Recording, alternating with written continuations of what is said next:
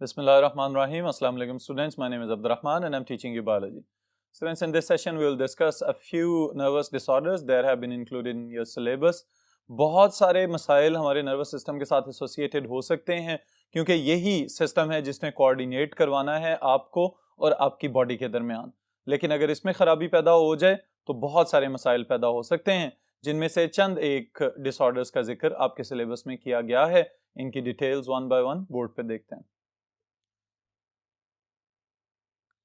जी students, nervous disorder से क्या मुराद है कि बुनियादी तौर पे वो खराबियां कि जिसकी वजह से आपका नर्वस सिस्टम सही तरीके से काम नहीं करता. ऑलराइट, पहले नंबर पे जो चीज़ हम डिस्कस करेंगे यहाँ पे that is known as Parkinson's disease, जिसे उर्दू में हम राशा की बीमारी कहते हैं. अब बुनियादी तौर पे इस बीमारी के अंदर स्टूडेंट्स क्या हो रहा होता है कि दिमाग के कुछ स्पेशलाइज्ड पार्ट्स, ऑलराइट, जो कि देखने में या क्रॉस सेक्शंस वगैरह में हम देखते हैं तो हमें डार्क कलर के नजर आते हैं, उन पार्ट्स के अंदर स्पेशलाइज्ड न्यूरॉन्स मौजूद होते हैं जिन्हें हम कहते हैं डोपामिनर्जिक न्यूरॉन्स. ऑलराइट, इसका मतलब यह है कि उन्होंने एक खास किस्म का न्यूरोट्रांसमीटर पैदा करना होता है, दैट इज डोपामीन.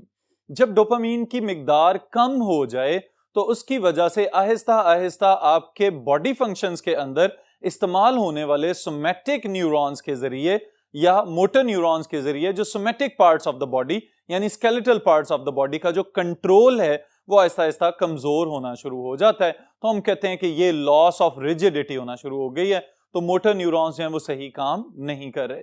लेकिन बैक एंड पे क्या हो रहा होता है कि मोटर न्यूरॉन्स ने काम करना है through the orders of the nervous system.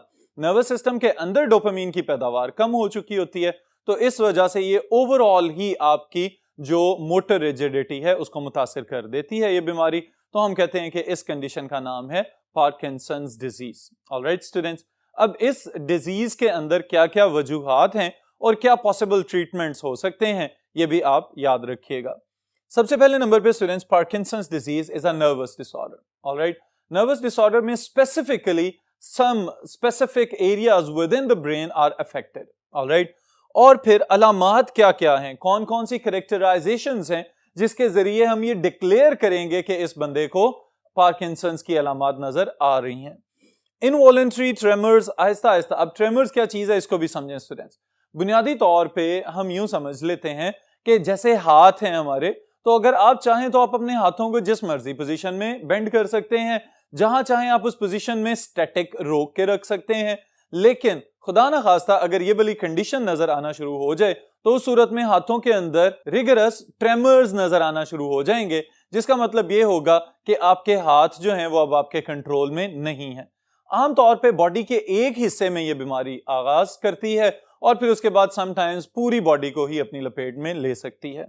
Alright students, diminished motor power and rigidity, यानी कि जो मोटर न्यूरॉन्स के जरिए आप सोमैटिक नर्वस सिस्टम के जरिए अपने स्केलेटल मसल्स को अपने बस में किए हुए हैं, वो कंट्रोल खत्म होना शुरू हो जाता है. रिजिड मसल्स, मसल स्टिफनेस हो सकती है. Impaired posture and balance, body की पोजीशन जो आपकी इरेक्ट पोस्चर है वो मेंटेन नहीं रहता. बाज़ औक़ात आपने देखा होगा कि जब भी हमने किसी को इवन के स्कूल या कॉलेज के शोज वगैरह में भी ज़ईफ शो करना होता है तो क्या किया जाता है, उसकी बॉडी को बेंड कर देते हैं और साथ साथ वो यूं आहिस्ता आहिस्ता शेकी अपीयरेंस देना शुरू हो जाता है. इसका मतलब ये होता है कि हम असल में पार्किंसंस की अलामात के जरिए बुढ़ापा जाहिर कर रहे हैं. देन स्पीच चेंजेस, बाज़ औक़ात बोलने के लिहाज से भी मसाइल पैदा हो सकते हैं. लेकिन अहम चीज स्टूडेंट्स क्या है, the mental faculties are not affected, यानी सोचने समझने की, लॉजिकल थिंकिंग और रीजनिंग वगैरह की एबिलिटी मुतासर नहीं हो रही इस कंडीशन में. ऑलराइट, बहुत ही रेयर किस्म के केसेस ऐसे होते हैं कि जिसके अंदर दिमाग की अपनी सलाहियतें भी मुतासर होना शुरू हो जाएं, अदरवाइज इसके जो सोमैटिक कंट्रोल है उसके मुतासर होने से दिमाग के कंट्रोल पे कोई असर नहीं आएगा. वजूहात क्या क्या हो सकती हैं स्टूडेंट? सबसे पहले और सबसे अहम चीज क्या है, it can be genetic. Genes के अंदर खराबी पैदा हो जाए तो मुमकिन है कि पार्किंसंस का इशू स्टार्ट हो जाए. एनवायरमेंटल ट्रिगर्स, टॉक्सिन्स वगैरह या पॉइजनस रेडिएशंस के सामने अपने आप को बार बार एक्सपोज करना या इस तरह के केमिकल्स का इनटेक करना, दैट कैन बी न्यूरोटॉक्सिक, तो उसकी वजह से मुमकिन है कि पार्किंसंस का आगाज हो जाए. फिर स्टूडेंट्स इसके बाद जो most important exact accurate explanation अभी तक की रिसर्च के मुताबिक हमारे पास है, it is the death of neurons in brain areas, specially दिमाग के उस हिस्से का नाम है सबस्टेंशिया नाइग्रा। जैसे कि अभी मैंने आपको बताया था कि डार्क रीजन्स हैं दिमाग के, तो क्रॉस सेक्शन में काटने के बाद चूंकि ये थोड़े से शेडेड या बाकी हिस्सों की निस्बत थोड़े ज्यादा गाढ़े रंग के नजर आ रहे होते हैं, इसलिए इसका नाम ही सबस्टेंशिया नाइग्रा रख दिया गया है। There are dopaminergic. Dopaminergic, they have the ability to produce a specific neurotransmitter known as dopamine. All right, may result by head trauma. कोई टक्कर, कोई चोट, खुदा ना खास्ता कोई एक्सीडेंट जिसकी वजह से दिमाग का ये वाला हिस्सा मुतासिर हो, उसकी वजह से भी ये वाली बीमारी हो सकती है। All right, students. फिर इसके बाद जो बात हम डिस्कस करेंगे वो ये है कि इस बीमारी का आगाज आमतौर पर इंसानी जिंदगी के किस हिस्से में हो सकता है। तो स्टूडेंट्स याद रखिएगा, बुढ़ापे की बीमारी है तो इसका onset usually occurs at 50s और 60s, ऑलराइट, यानी 50 या 60 सालों की एज के बाद जाके इस बीमारी की अलामात नजर आ सकती हैं। फिर उसके बाद ट्रीटमेंट में आप जो चीज याद रखेंगे, there is a drug known as L dopa is available right now, और GDNF glial cell line derived neurotrophic factor, बुनियादी तौर पे ये खास किस्म का, ये स्पेशली जो हम न्यूरोट्रॉफिक फैक्टर की बात कर रहे हैं, ये इस तरह के प्रोटीन्स हैं कि जो चूहों में और बंदरों में तजर्बात करने के बाद कामयाबी से डोपामीन की पैदावार को बढ़ाते हुए नजर आए, और साइंसदानों का ये ख्याल है कि इंसानों के अंदर भी शायद ये डोपामीन की प्रोडक्शन या पैदावार को बढ़ा दें। ऑलराइट, तो experiments are still going on, लेकिन ये बात याद रखिएगा कि 100% रिकवरी या 100% ट्रीटमेंट पार्किंसंस का अभी तक मुमकिन नहीं हो सका। ऑलराइट स्टूडेंट्स, फिर इसके बाद जो सेकंड डिसऑर्डर है, it is known as epilepsy, जिसे उर्फे आम में फिट्स या मिर्गी का दौरा कहा जाता है। अब स्टूडेंट्स, ये जो दौरे पड़ने वाली बीमारी है, इसी वजह से हम कहते हैं कि it is a convulsive disorder. अब इस कन्वल्सिव डिसऑर्डर के लिहाज से ये बात याद रखिएगा कि आमतौर पर हमारी सोसाइटी के अंदर इस बीमारी को लेके बहुत सारे मसाइल जो हैं वो अजीबो गरीब से पैदा कर दिए जा चुके हैं कि असल में है तो ये न्यूरोटिक डिसऑर्डर यानी दिमाग का ही मसला है, लेकिन इसको भूत प्रेत और आसेब वगैरह के साथ रिलेट कर दिया जाता है। चूंकि अर्ली एजेस में इसकी अलामात नजर आना शुरू हो जाती हैं, तो बाज़ औक़ात लोग ये समझते हैं कि शायद किसी इंसान पे साया हो गया है और वो अजीबो गरीब किस्म के आमिलों के पास जाके इसका इलाज करवाना शुरू कर देते हैं। लेकिन ये बात याद रखिएगा स्टूडेंट्स कि ये एक ज़हनी मसला है, और इस तरह के अफराद जिनमें एपिलेप्सी होती है, they can live a normal life. Alright, ये बात जरूर याद रखिएगा, क्योंकि जिस भी पर्सन में ये बीमारी डायग्नोज होती है, सोसाइटी के लोग उसे बहुत ही कोई स्पेशल किस्म की बीमारी वाला मरीज समझ के और स्पेशल ट्रीटमेंट देना शुरू कर देते हैं, जो कि एक अजीबो गरीब किस्म का रवैया है। Now it is the time that we need to get this awareness as well as we need to spread this awareness कि ये लोग भी बिल्कुल नॉर्मल इंसानों की तरह लाइफ गुजार सकते हैं। और तो और internationally all over the world और इवन पाकिस्तान के अंदर बहुत सारे लोग एपिलेप्टिक हैं, लेकिन दे आर सक्सेसफुल प्रोफेशनल्स जो कि बहुत कामयाब किस्म की डॉक्टर्स और इंजीनियर्स और इस तरह से बहुत ज्यादा स्कॉलरली लाइव्स गुजार रहे हैं। तो इसका मतलब ये है कि एपिलेप्सी के अफराद जो हैं जिनको मिर्गी का दौरा पड़ता है, दे आर नॉर्मल पर्सन्स। थोड़ी बहुत ट्रांजिएंट किस्म के प्रॉब्लम्स इनके साथ होते हैं, लेकिन इस तरह के ड्रग ट्रीटमेंट्स अब पॉसिबल हैं कि जिसमें लॉन्ग ड्यूरेशन के लिए दवाइयां तो खानी पड़ती हैं, लेकिन ये लोग बिल्कुल नॉर्मल लाइव्स गुजार सकते हैं। Alright students, so it is one of the convulsive disorders of nerves. अलामात क्या क्या हैं इसकी, ये जरूर समझ लीजिएगा ताकि आपको ये जांचने में और अंडरस्टैंड करने में आसानी हो सके कि किस बंदे को एपिलेप्सी हो चुकी हुई है। Alright, so characterised by abrupt transient symptoms of motor, sensory, psychic और ऑटोनॉमिक नेचर। इससे क्या मुराद है स्टूडेंट्स, इसके लिए मैंने आगे सीजर्स वगैरह या जो इनके अंदर स्पेशल ट्रिप्स नजर आते हैं हमें, उसकी मैंने कुछ टाइप्स यहाँ पे मेंशन की हैं, उनको देख के आपको फौरन अंदाजा हो जाएगा। Frequently associated with changes in consciousness. असल मसला ये है एपिलेप्टिक पेशेंट्स के अंदर कि बुनियादी तौर पे बाज़ औक़ात ये देखा गया है कि बैठे बैठे ये कोई ना कोई स्टीयरिंग एक्टिविटी करना शुरू हो जाते हैं। ऐसे लगता है सामने वाले को कि जैसे उसे घूर रहे हैं, लेकिन असल में इनका दिमाग बिल्कुल ब्लैंक होता है, ये कुछ भी सोच नहीं रहे होते। अगर इनको मुखातिब किया जाए तो ये बिल्कुल नॉर्मल बंदे की तरह बिहेव करते हैं। बाज़ औक़ात एक दो मरतबा ज्यादा मुखातिब करने के लिए एफर्ट पुट करनी पड़ती है, लेकिन जैसे ही ये होश में आते हैं तो उनको ये याद भी नहीं होता कि इन्होंने कुछ इस तरह का एक्टिविटी या कोई एक्शन परफॉर्म किया हुआ है। ऑलराइट, फिर इसके साथ ही साथ ये भी मुमकिन है کہ چھوٹے موٹے ٹویچز فیل ہونا شروع ہو جائیں, گردن کے جھٹکے ہو سکتے ہیں, بازوؤں کے جھٹکے ہو سکتے ہیں, یا یہ بھی ممکن ہے کہ کہیں کھڑے کھڑے یہ والے پیشنٹس بالکل گر جائیں اور فوری طور پہ پورا جو نروس سسٹم ہے وہ کلیپس ہو جائے. تو یہ والی چیزیں بھی قابل غور ہیں کہ چھوٹی علامات سے لے کے سویئر قسم کی علامات کے باوجود these persons جیسے ہی ان کو ہوش آتا ہے تو یہ فوراً نارمل بیہیو کرنا شروع ہو جاتے ہیں. Alright? So, what kind of seizures or trips can be recorded or observed? پہلی چیز students tonic seizures جنہیں ہم کہتے ہیں, اس میں مسلز وغیرہ اکڑنا شروع ہو جاتے ہیں, باڈی جو ہے وہ سخت ہونا شروع ہو جاتی ہے, گردن سے لے کے بازو اور ٹانگیں اور ایون کے بیک کے مسلز جو کمر کے مسلز ہیں, پٹھے ہیں, وہ بھی کھچاؤ کا شکار ہونا شروع ہو جاتے ہیں. پھر ایٹونک سیجرز جنہیں ہم کہتے ہیں, اس میں بھی لاس آف مسل کنٹرول ہے, باڈی فوراً کلیپس کرتی ہے اور اس کے ساتھ ہی ساتھ انسان زمین پہ گر جاتا ہے, اور کھڑے کھڑے گر جانے کی وجہ سے اس کو ہم کہتے ہیں کہ it is a dropping syndrome, کہ اس کی وجہ سے باڈی فوری طور پہ اپنی کانشیس کنٹرول کو لوز کر دیتی ہے اور یہ پیشنٹ زمین پہ گر جاتے ہیں. پھر اس کے بعد کلونک سیجرز ہو سکتے ہیں جس میں ریپیٹنگ جرکنگ مسل موومنٹس ہو سکتی ہیں, یہ جو بھی میں نے بتایا, جیسے کچھ لوگوں کو بار بار شولڈرز ہلانے یا بار بار گردن کو کچھ مسلز کو ٹویچ کرنے کی عادت ہوتی ہے, تو وہ والے جو چھوٹے چھوٹے جھٹکے فیل ہو رہے ہیں یہ بھی بنیادی طور پہ ایپیلیپسی کی علامت ہو سکتے ہیں. پھر اس کے بعد جو سویئر کنڈیشن اسٹوڈنٹ سب سے زیادہ ہمارے ارد گرد بہت سارے لوگوں میں نظر آ سکتی ہے, وہ ہے ٹونک کلونک سیجرز جنہیں ہم کہتے ہیں. لاس آف کانشیسنس, اسٹفنس ہو جاتی ہے پوری باڈی کی, پوری باڈی کے اندر جو ہے وہ ٹریمرز پیدا ہو سکتے ہیں, باڈی جھٹکے کھانا شروع ہو سکتی ہے, اور پھر اس کے بعد یہ پیشنٹ فوری طور پہ زمین پہ گر جاتے ہیں. آلرائٹ, تو یہ بات یاد رکھیے گا کہ یہ چند علامات میں نے یہاں پہ اس لیے ایڈ کی ہیں اسٹوڈنٹس تاکہ آپ کو اندازہ ہو سکے کہ ہم نے فوری طور پہ ایپیلیپسی کو کس طرح سے جانچنا ہے. آلرائٹ, فوری طور پہ ان علامات کو جانچتے ہوئے, ان کو سمجھتے ہوئے آپ اس کے لیے کوئی نہ کوئی فرسٹ ایڈ وغیرہ کا انتظام کریں گے, لیکن یہ بات یاد رکھیے گا کہ اس میں کوئی اتنی خاص پریشانی والی بات بعض اوقات نہیں ہوتی. اگر آپ ایمرجنسی کنڈیشن میں کسی ڈاکٹر کو یا کسی نرس وغیرہ کو کال بھی کر لیں تو اٹ از فائن, لیکن موسٹلی یہ دیکھا گیا ہے کہ یہ خود سے ہی تھوڑی دیر کے بعد 2-4 سے لے کے 15 منٹ تک بعض اوقات ڈیوریشن ہوتا ہے, لیکن اس کے بعد they just come to normal life, اور اس کے بعد بالکل عام انسانوں کی طرح اٹھ کے گھومنا پھرنا شروع ہو جاتے ہیں. آلرائٹ اسٹوڈنٹس, پھر اس کے بعد کیا کیا وجوہات ہیں یہ بھی جان لیجئے کہ ایپیلیپسی کے بیک اینڈ پہ کیا چل رہا ہے جس کی وجہ سے یہ مرگی کے دورے پڑ رہے ہیں.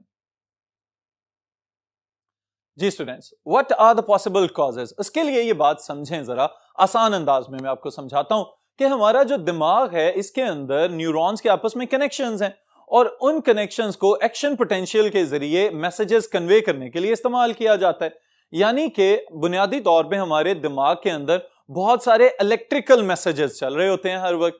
اب جتنے زیادہ چارجز یا جتنے زیادہ الیکٹریکل میسیجز کنوے کیے جا رہے ہیں اس کے لیے بہت ہی ہائی سپیڈ ایکیوریسی ہمارا دماغ مینٹین کر رہا ہوتا ہے. لیکن بعض اوقات اسٹوڈنٹس یہ ہوتا ہے کہ بہت زیادہ ریپڈ فلو کی وجہ سے یا کسی ایموشنل ڈسٹربنس کی وجہ سے یا بعض اوقات انتہائی سٹریس کنڈیشن میں جانے کی وجہ سے کوئی نہ کوئی ایک کنیکشن شارٹ سرکٹ کا شکار ہو جاتا ہے.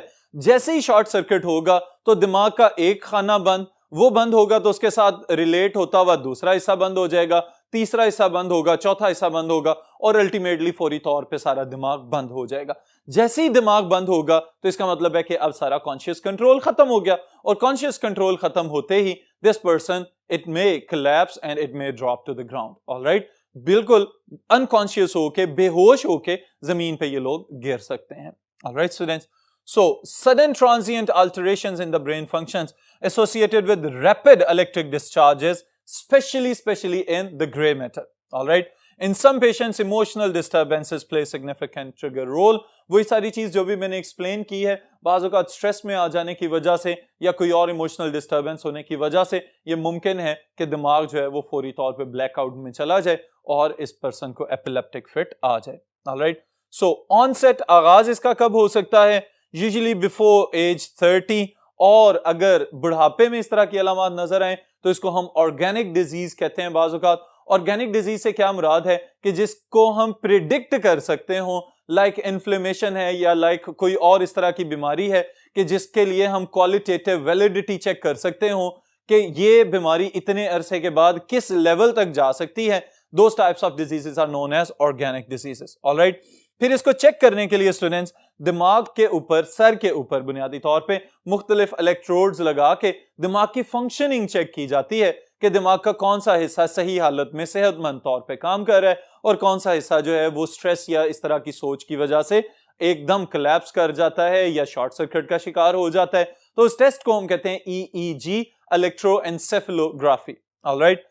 پھر علاج کے لیے اینٹی ایپیلیپٹک ڈرگز موجود ہیں اور یہ بات یاد رکھیے گا کہ اس بیماری کو جتنی جلدی اس کی صحیح تشخیص کر لی جائے اتنا ہی اس کو ریکور کروانا اور اس کو ٹھیک کرنا بھی ممکن ہے. بعض اوقات ایسا بھی ہوتا ہے کہ زیادہ دورانیے کے لیے ادویات استعمال کرنی پڑتی ہیں، لیکن اگر دوائیاں استعمال کرتے جائیں تو یہ لوگ بالکل نارمل لائفز گزار سکتے ہیں. All right students. پھر اس کے بعد ایک اور اہم چیز کہ ڈرگز وغیرہ اسپیشلی الکوہول جو ہے اس کی وجہ سے دماغ کی صلاحیتوں پہ اثر پڑتا ہے، تو یہ ایپیلیپسی کو پروموٹ کرتی ہے. اس وجہ سے الکوہولک ڈرنکس یا بیوریجز وغیرہ سے اجتناب کرنا صحت کا ضامن ہو سکتا ہے. All right students. پھر اس کے بعد ہم ڈسکس کریں گے الزائمرز ڈیزیز، بھلکڑ پن کی بیماری یعنی بھول جانے والی بیماری. All right students. اس میں بھی یاد رکھیے گا ڈسکورر کے نام کی وجہ سے اس کا یہ نام رکھ دیا گیا ہے. اور علامات کیا ہیں؟ دماغ کی حالت جو ہے وہ کمزور ہونا شروع ہو جاتی ہے. وہ کس طرح سے کہ بعض اوقات یہ لوگ باتیں کرتے کرتے، جن لوگوں کو یہ مسئلہ شروع ہو جائے، باتیں کرتے کرتے یہ بھول جاتے ہیں کہ کس موضوع پہ ڈسکشن چل رہی تھی. کوئی چیز تھوڑی ہی دیر پہلے کہیں رکھی ہوئی ہو تو اس سے بھی بھول جاتے ہیں کہ کہاں پہ رکھی تھی، کیا جگہ تھی. اور تو اور سم ٹائمز ایون کہ دن کے وقت اٹھ کے ٹوتھ برش کرنا یا کنگھی کرنا، یہ والی چیزیں جو ہیں جو بالکل نارمل روٹین کی عادتیں ہیں وہ بھی بھولنا شروع ہو جاتے ہیں. تو اس وجہ سے ہم اس چیز کا اندازہ لگا سکتے ہیں کہ لکھنا، پڑھنا، یاد رکھنا، یہ چیزیں تو پھر بہت ہی زیادہ کمزوری کا شکار ہوتی چلی جائیں گی in case of Alzheimer's disease. اسی وجہ سے اسے ڈیمنشیا والی علامات کے ساتھ بھی ریلیٹ کیا جاتا ہے کہ بھول جانے والی بیماری جو ہے ڈیمنشیا، اس کی علامات اور الزائمرز کی علامات ایک ہی جیسی نظر آتی ہیں. وجوہات کیا کیا ہیں اسٹوڈنٹس؟ جینیٹک پری ڈسپوزیشن ہے، یعنی کہ اس طرح کی بیماری جو جنریشن آفٹر جنریشن انہیرٹ ہو سکتی ہے. یہ بھی ممکن ہے کہ ایکوائر کی گئی ہو کسی انوائرمنٹل کنڈیشن کی وجہ سے یا انوائرمنٹل چینج کی وجہ سے، اور پھر اس کی وجہ سے جینز میں کوئی تبدیلی آئے اور پھر یہ نسل در نسل چلنا شروع ہو جائے. اور پھر اس کے علاوہ یہ بھی آبزرو کیا گیا ہے کہ aluminium proves to be neurotoxic sometimes, اور اس کی وجہ سے بھی لوگوں میں بھول جانے کی بیماری یا الزائمرز کی علامات نظر آ سکتی ہیں. All right students. پھر اس کے بعد یہ بات یاد رکھیے گا کہ انتہائی اہم شارٹ کوسچن ہے جو اس ٹاپک کا آخری حصہ ہے، that is the effect of drugs on your nervous system, کہ دماغ کے اوپر مختلف قسم کی جو ڈرگز ہیں، جو نشہ آور چیزیں ہیں، وہ کس طرح سے متاثر کرتی ہیں. Especially with reference to nicotine ہم یہاں پہ بات کریں گے کہ how people get addicted to nicotine. جی اسٹوڈنٹس، جب ہم بات کر رہے ہیں ڈرگز کی تو اس میں یاد رکھیں بہت ساری مشہور زمانہ ڈرگز بھی شامل ہو سکتی ہیں، لائک کوکین یا ہیروئن وغیرہ، یا اور اس طرح سے بہت ساری نشہ آور چیزیں ہیں جو دماغ کی صلاحیتوں کو متاثر کرنے کی صلاحیت رکھتی ہیں. آلرائٹ. تو یہ بات اسٹوڈنٹس قابل غور ہے کہ ان سب چیزوں میں سے جو نکوٹین ہے وہ کیا کیا ایفیکٹس پیدا کر سکتی ہے کہ لوگ ایڈکٹ ہو جاتے ہیں اور مسلسل اپنی زندگی میں پھر سگریٹ وغیرہ پینا شروع کر دیتے ہیں. اب اس کے سورس کا تو آپ کو اندازہ ہوگا کہ بنیادی طور پہ نکوٹین آ کہاں سے رہی ہے؟ ٹبیکو سے. اور ٹبیکو جو ہے it belongs to a special group of alkaloid plants, یعنی وہ پودے جو الکلوئڈز پیدا کر رہے ہیں. اور آپ کو سن کے حیرت ہوگی اسٹوڈنٹس کہ بینگن جو ہے بیسیکلی تمباکو اسی کی فیملی سے تعلق رکھتا ہے. تو بعض جگہوں پہ یہ بھی کوٹ کیا جاتا ہے کہ ایک سگریٹ جتنی نکوٹین 10 بینگن کے جو فروٹس آپ کو نظر آ رہے ہیں اس کے اندر بھی موجود ہو سکتی ہے. لیکن افیکٹ اس کا کیا ہے؟ It directly affects the nervous system. کس کس طرح سے متاثر کر رہی ہے اس کو ضرور سمجھیں. سب سے پہلی چیز students, it affects the post synaptic membrane in C N S and P N S. اب یہ بات سنیں کہ آپ کو اس چیز کا اندازہ ہے کہ ایک پری سائنیپٹک میمبرین ہوتی ہے جہاں پہ آ کے سائنیپٹک ویزیکلز جو ہیں انہوں نے نیورو ٹرانسمیٹرز ریلیز کرنے ہوتے ہیں، اور وہ نیورو ٹرانسمیٹر پری سائنیپٹک میمبرین سے ہوتے ہوئے پوسٹ سائنیپٹک میمبرین کے اوپر موجود ریسپٹرز پہ چلے جاتے ہیں. تو نارملی اگر ہم نروس سسٹم کے باہر کی بات کریں تو وہاں پہ ایسیٹائل کولین ہوگا. تو ایسیٹائل کولین کو ممک کرنا شروع کر دیتا ہے نکوٹین، یعنی کہ اس کی جگہ پہ جا کے وہی ایکٹیویٹی پرفارم کرنا شروع کر دیتا ہے نکوٹین. یعنی جس طرح ایسیٹائل کولین کے اپنے ریسپٹرز موجود ہیں، इसी तरह निकोटीन के रिसेप्टर्स भी बनना शुरू हो जाते हैं मेम्ब्रेन के ऊपर, और जैसे जैसे लोग जितने ज्यादा आदी होते चले जाएंगे या निकोटीन को पफ इन करते चले जाएंगे, इनहेल करते जाएंगे, इनटेक करते जाएंगे किसी भी सूरत में, तो इन तमाम वजूहात की वजह से क्या होगा, post synaptic membranes of the neurons के ऊपर निकोटीन के रिसेप्टर्स में इजाफा होना शुरू हो जाता है और फिर निकोटीन अपना काम करना शुरू कर देता है। कैसे काम करता है ये भी बात समझें जरा। बाज़ औक़ात ये देखा गया है कि हमारे दिमाग के अंदर एक स्पेसिफिक एरिया में एक रिवॉर्डेड मैकेनिज्म चल रहा होता है जिसे हम reward functioning of the brain कहते हैं। अब स्टूडेंट्स वहां पे अल्टीमेट जो साइनेप्टिक फ्लो है उसके बाद एक खास किस्म का न्यूरोट्रांसमीटर पैदा होना होता है जिसे हम कहते हैं डोपामीन। डोपामीन के पैदा होने की वजह से हमारी बॉडी को बड़ी सूदिंग किस्म की फीलिंग आना शुरू हो जाती है कि जैसे हमारी बॉडी बड़ी ऑप्टिमाइज्ड स्टेट में मौजूद है। अब निकोटीन जैसे ही रिसेप्टर्स के ऊपर जाके अटैच होती है तो उन रिसेप्टर्स की एक्टिविटी की वजह से डोपामीन की पैदावार बढ़ना शुरू हो जाती है। और ये देखा गया है कि जो निकोटीन की आदत बढ़ती चली जाए साथ साथ डोपामीन की प्रोडक्शन भी बढ़ती चली जाती है। यही वजह है कि जब ये लोग निकोटीन इनटेक नहीं करते किसी भी सूरत में तो उनको एक अजीब सी उलझन पेश आना शुरू हो जाती है और दिमाग बार बार मैसेजेस भेज रहा होता है कि मजीद निकोटीन इनटेक कर ली जाए। लेकिन ये बात याद रखिएगा स्टूडेंट्स कि जिस तरह आगाज में निकोटीन के रिसेप्टर्स नहीं थे और वो इवॉल्व होना शुरू हो गए, तो अच्छी बात यहां पे ये है कि अगर आहिस्ता आहिस्ता किसी भी तरीके से हम निकोटीन के इनटेक को कम करते चले जाएं और फिर छोड़ने की जानिब चले जाएं कि स्मोकिंग को बिल्कुल ही अवॉइड कर दिया जाए, तो आहिस्ता आहिस्ता निकोटीन के रिसेप्टर्स जो हैं वो रिड्यूस होना शुरू हो जाते हैं तादाद में और अल्टीमेटली बिल्कुल खत्म हो जाएंगे and this person they can completely get rid of the smoking. Alright, so ये बात सुने कि किस तरह से ये जो है काम कर रहा है nicotine. It is the stimulant of the nerve impulse. वही बात जो भी मैंने आपको बताया है कि अगर ये कोलिनर्जिक टाइप के मैकेनिज्म को कंट्रोल कर रहा है तो फिर तो आप ये बात याद रखिए कि यहाँ पे सिर्फ एसिटाइल कोलिन वगैरह की बात हो रही है जिसकी वजह से समटाइम्स स्मोकर्स अपने आप को एनर्जेटिक फील करना शुरू हो जाते हैं। फिर उसके साथ ही साथ increases heart beat rate, increases blood pressure and it can be analgesic by increasing digestive tract mobility. और तो और जो खराबियां हैं वो क्या हैं, may induce vomiting, diarrhoea and water retention relation by the kidneys. ये सारी चीजों के साथ साथ स्टूडेंट्स ये बात जरूर अपने ज़हन में रखें कि निकोटीन के एडिक्शन जो है ये कतन कोई फायदामंद अमल नहीं है। हेल्थी लाइफ की जानिब आना हर इंसान का फर्ज है, तो इसलिए अपनी बॉडी को निकोटीन की आदत से बचाएं और खुद भी सेहतमंद जिंदगी गुजारें, दूसरों को भी यही ताकीद करें। ऑलराइट स्टूडेंट्स, फिर इवन कुछ अलामात जो हैं वो ये भी मुमकिन है कि अगर प्रेग्नेंट मदर्स जो हैं वो स्मोकिंग कर रही हैं या कोई और ड्रग इनटेक कर रही हैं तो बच्चों के अंदर पैदाइशी तौर पे बहुत ही सीवियर किस्म की अलामात नजर आ सकती हैं। तो अपने लिए और अपनी बाद में आने वाली जनरेशंस के लिए अच्छा मैसेज जरूर कन्वे करें। फिर इंशाल्लाह नेक्स्ट सेशन में नेक्स्ट टॉपिक के साथ